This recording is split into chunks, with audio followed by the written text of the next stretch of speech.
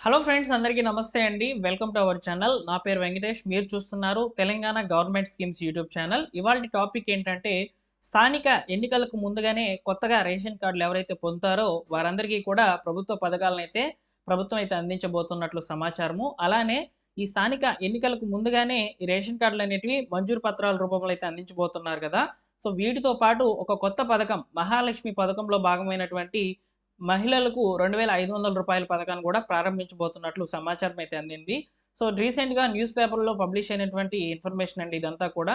So దాన్ని base చేసుకొని నేను మీకు ఇన్ఫర్మేషన్ అనేది తెలియజేస్తున్నాను. ఇందులో నేను మీకు క్లియర్‌గా ఈ మహాలక్ష్మి పథకం కింద రూ. 2500 మీకు రావాలంటే ఉండాల్సినటువంటి క్వాలిఫికేషన్స్ ఏంటనేది చెప్తాను. అలానే ప్రస్తుతం మహాలక్ష్మి పథకం అదేవిధంగా గృహలక్ష్మి ఈ యొక్క 2 పథకాలకు సంబంధించి దరఖాస్తుల ప్రక్రియ అనేది ఏ విధంగా చేయించుకోవాలి కొత్తగా రేషన్ కార్డులు పొందినటువంటి వాళ్ళు అనేది ఈ వీడియోలోని మెయిన్‌గా సమాచారం అయితే ఉండబోతుంది. తప్పకుండా వీడియోని పూర్తిగా చూసి ఒక చిన్న లైక్ చేసి మీ ఫ్రెండ్స్ అండ్ ఫ్యామిలీ మెంబర్స్‌కి ఇన్ఫర్మేషన్‌ని షేర్ చేయండి. ఇలానే మీరు ప్రభుత్వ పథకాలకు సంబంధించిన అప్డేట్స్ తెలుసుకోవాలనుకుంటే ఇప్పుడే మన ఛానల్‌ని సబ్స్క్రైబ్ చేసుకోండి. ఇక లేట్ చేయకుండా డైరెక్ట్‌గా టాపిక్‌లోకి అయితే వెళ్ళిపోదాము. సో మీకు ఒకసారి స్క్రీన్ మీద అయితే ఇన్ఫర్మేషన్ అనేది చూపిస్తాను చూడవచ్చు. సో ఈ యొక్క పథకాలకు సంబంధించి నేను ఆల్రెడీ ఇన్ఫర్మేషన్ అనేది న్యూస్ పేపర్‌లో వచ్చినటువంటి ఇన్ఫర్మేషన్‌ని సో క్రాప్ చేసేసి ఈ విధంగా పీడిఎఫ్ రూపంలో అయితే రెడీ చేశాను మీకోసము. ఒకసారి చూసుకోవచ్చండి. సో స్థానిక ఎన్నికలకు ముందే ఓకేనా, స్థానిక ఎన్నికలకు ముందే సో ప్రభుత్వము అర్హులైనటువంటి వాళ్ళకి మరిన్ని సంక్షేమ పథకాల్లో చేర్చాలని చెప్పి ప్రభుత్వం అయితే కసరత్తు అయితే చేస్తుందన్నమాట. ఈ క్రమంలో రాష్ట్ర ప్రభుత్వము అమలు చేస్తున్నటువంటి మహాలక్ష్మి గృహజ్యోతి పథకాల కింద లబ్ధిదారుల యొక్క జాబితాలో సో మరిన్ని కుటుంబాలు చేరే అవకాశం అయితే ఉంటుందని సమాచారం. ఆయా పథకాల వర్తింపుకు సంబంధించి రేషన్ కార్డు ప్రామాణికంగా అయితే పెట్టారు కాబట్టి ఇప్పుడు రీసెంట్‌గా ఎవరైతే కొత్తగా రేషన్ కార్డులు పొందినటువంటి వాళ్ళు ఉన్నారో సో వారికి సంబంధించి ఈ యొక్క పథకాలకు సంబంధించి దరఖాస్తు ఎలా చేయాలనేది ఇక్కడ నేను మీకు క్లియర్‌గా అయితే చెప్తున్నాను చూడండి. సో ఇక్కడ చూసుకోవచ్చు ఎలా దరఖాస్తు చేసుకోవాలని ఉంది కదా. సో నూతనంగా రేషన్ కార్డు పొందినటువంటి లబ్ధిదారులు ఆయా పథకాలకు దరఖాస్తులు చేసుకునేందుకు వీలుగా ఎంపీడీఓ మరియు మున్సిపల్ ఆఫీసుల్లో ప్రజాపాలన సేవా కేంద్రాలు అనేటివి ఉంటాయన్నమాట.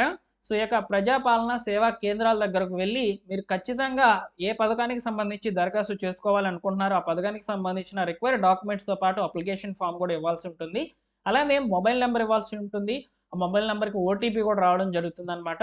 ఇలా పథకాలకు సంబంధించి మీరు దరఖాస్తులు అయితే చేసుకోవాలన్నమాట. యాక్చువల్‌గా సో ఒక కమిటీని ఏర్పాటు చేసేసి రేషన్ కార్డులు పొందినటువంటి వాళ్ళందరికీ కూడా ఈ యొక్క ప్రభుత్వ పథకాలు వారి ద్వారానే అందిస్తాము. ఇట్లా సేవా కేంద్రాలకు రావాల్సిన అవసరం లేదని చెప్పి రీసెంట్‌గా అయితే చెప్పారనమాట.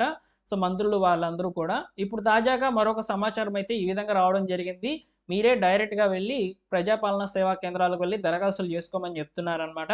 ఇక్కడ గృహజ్యోతి పథకానికి సంబంధించి విద్యుత్ అనేది మీకు ఉచితంగా రావాలి అనుకుంటే మీకు సంబంధించినటువంటి రేషన్ కార్డ్ జిరాక్స్ అంటే ఇప్పుడు మీకు రేషన్ కార్డ్ నంబర్ అనేది అలాట్ అయ్యి ఉంటుంది. సో ఎవరికైతే మంజూరు పత్రాలు అయితే అంది ఉన్నాయో వారు ఆ యొక్క రేషన్ కార్డ్ జెరాక్స్‌ని అదేవిధంగా మీ యొక్క కుటుంబ సభ్యులకు సంబంధించినటువంటి ఆధార్ జెరాక్స్‌లు అదేవిధంగా మీ యొక్క విద్యుత్ బిల్లులు ఉంటాయి కదా. సో మీకు కరెంట్ బిల్ శాంక్షన్ అయినప్పుడు అదే యొక్క విద్యుత్ బిల్లులు అనేటివి తీసుకొని వెళ్ళాలి. వీటితో పాటు మొబైల్ నెంబరు ఆ మొబైల్ నెంబర్‌కి వచ్చేటువంటి ఓటీపీలు కూడా మీరు చెప్పాల్సి ఉంటుందన్నమాట. సో ఈ యొక్క గృహజ్యోతి అప్లికేషన్ ఫామ్ అనేది మీకు ప్రజాసేవా కేంద్రాల్లోనే దొరుకుతుంది. అప్లికేషన్ ఫామ్ ఫిల్ చేయాల్సి అయితే ఉంటుందన్నమాట. నెక్స్ట్ వచ్చేసి మహాలక్ష్మి పథకం కింద ఓకేనా రూ. 500కే గ్యాస్ సిలిండర్ అనేది రావడం జరుగుతుంది కదా. ఈ గ్యాస్ సిలిండర్ మీకు రావాలనుకుంటే ఇప్పుడు మీరు రేషన్ కార్డ్ అనేది పొంది ఉంటారు. సో ఆ రేషన్ కార్డ్ మంజూరు పత్రాన్ని ఇప్పుడు రేషన్ కార్డ్‌కి అయితే తీసుకుంటున్నారనమాట. ఈ యొక్క మంజూరు పత్రం పొందినటువంటి వాళ్ళు ఎవరైతే ఉంటారో మీరు గ్యాస్ కనెక్షన్ అనేది ముందుగా తీసుకోవాలి. ఆ గ్యాస్ కనెక్షన్ అనేది తీసుకున్న తర్వాత అక్కడ గ్యాస్ కనెక్షన్‌కి సంబంధించి ఏజెన్సీలు ఉంటారు కదా. ఆ ఏజెన్సీల దగ్గర మీరు గ్యాస్ కనెక్షన్ తీసుకుంటారు కదా. అప్పుడు ఆధార్ లింక్ అనేది చేసుకోవాలన్నమాట. ఆధార్ లింక్ చేసుకున్నప్పుడు మీరు ఈకేవైసీ బయోమెట్రిక్ కూడా అప్డేట్ అయితే చేసుకొని ఉండాలి. మీ రేషన్ కార్డ్ కూడా లింక్ చేసుకొని ఉండాలన్నమాట. అప్పుడే మీకు ఈ యొక్క ప్రజాసేవ కేంద్రాలకు వెళ్ళేటప్పుడు మీకు ఇచ్చేటువంటి గ్యాస్ అది ఉంటుంది కదా రసీదు. సో దాంతో పాటు మీరు 17 అంకెల కన్జ్యూమర్ నంబరు అనేది కంపల్సరీగా ఉంటుంది. మీకు కన్జ్యూమర్ ఐడీ అనేది ఇస్తారనమాట ఏజెన్సీ వాళ్ళు. ఆ నంబరు అదేవిధంగా మీ దగ్గర గ్యాస్ రసీదు అంటే మీరు సిలిండర్ పొందినప్పుడు రసీదు అనేది ఉంటుంది కదా అది. ఆ 2 ఇచ్చేసి మీరు ప్రజాసేవా కేంద్రాల ద్వారా మీరు దరఖాస్తులు అనేటివి చేసుకోవచ్చనమాట. సో మహాలక్ష్మి పథకం కింద గ్యాస్ అనేది రూ. 500కి పొందేందుకు. ఓకేనా.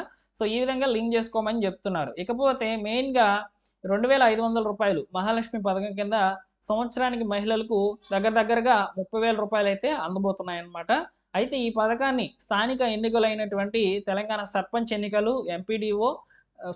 ఎంపీటీసీ, జెడ్పీటీసీ, మున్సిపల్ కార్యాలయాల్లో జరగబోతున్నటువంటి ఈ ఎన్నికలకు ముందుగానే ప్రభుత్వము మహిళలందరికీ కూడా ఇక్కడ కొత్తగా రేషన్ కార్డులు వచ్చిన వాళ్ళే కాకుండా ఆల్రెడీ రేషన్ కార్డులు ఉన్నటువంటి వాళ్ళందరికీ కూడా సంబంధించి ఎవరైతే 55 సంవత్సరాల లోపల ఉన్నటువంటి వాళ్ళు, పెన్షన్ పొందినటువంటి వాళ్ళు, ఓకేనా, పెన్షన్ అనేది ఇక్కడ వికలాంగత్వ పెన్షన్ కానివ్వండి, వితంతువుల పెన్షన్ కానివ్వండి, వృద్ధాప్య పెన్షన్ కానివ్వండి, ఏదైనా సరే పెన్షన్ పొందినటువంటి వాళ్ళకి మాత్రమే ఇస్తారనమాట. అలానే కుటుంబంలో ఒకరికి మాత్రమే, అదేవిధంగా వివాహం చేసుకున్నటువంటి వాళ్ళకి మాత్రమే ఈ యొక్క పథకం వర్తింపజేసేలా సో విధి విధానాలు, అదేవిధంగా కార్యాచరణలు అనేవి జరగబోతున్నట్లు సమాచారము.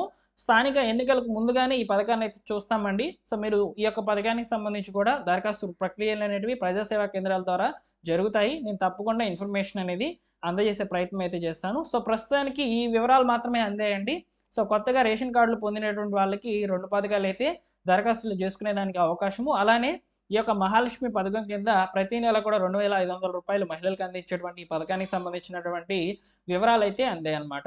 ఇందులోని సమాచారం అంతా కూడా న్యూస్ ఆర్టికల్ బేస్ చేసుకొని అయితే నేను ఇన్ఫర్మేషన్ని అందించాను. తప్పకుండా మీరు ఇలాంటి అప్డేట్స్ కొరకు సబ్స్క్రైబ్ చేసుకోండి మన ఛానల్ని.